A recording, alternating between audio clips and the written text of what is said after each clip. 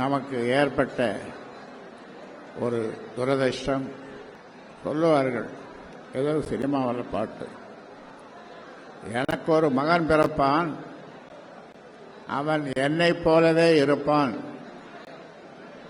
ஆனால் எனக்கு நடந்த கொடுமை உங்களுக்கெல்லாம் தெரியும்.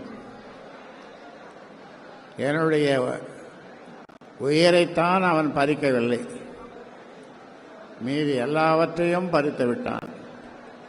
உரிமையை பறித்தான்.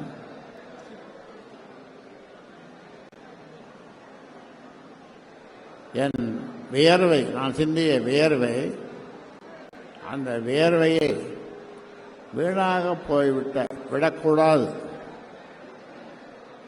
அதனாலே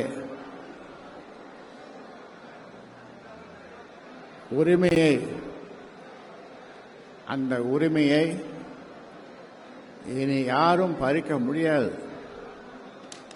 எந்த சுப்ரீம் கோர்ட்டுக்கு போனாலும்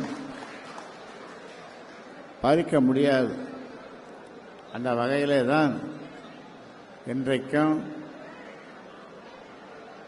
டெல்லி ஹைகோர்ட்டிலே வழக்கு தொடர்ந்திருக்கிறோம்.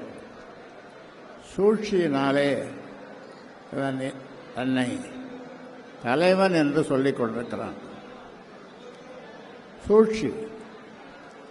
ஆக இன்றைக்கு ஒட்டுமொத்த தமிழ் மக்கள், ஒட்டுமொத்த வன்னிய மக்கள், ஒட்டுமொத்த பிற சமூகத்தினர், ஒட்டுமொத்த பிற கட்சியினர் எல்லாம் இவனுடைய சூழ்ச்சியை புரிந்து கொண்டார்கள்.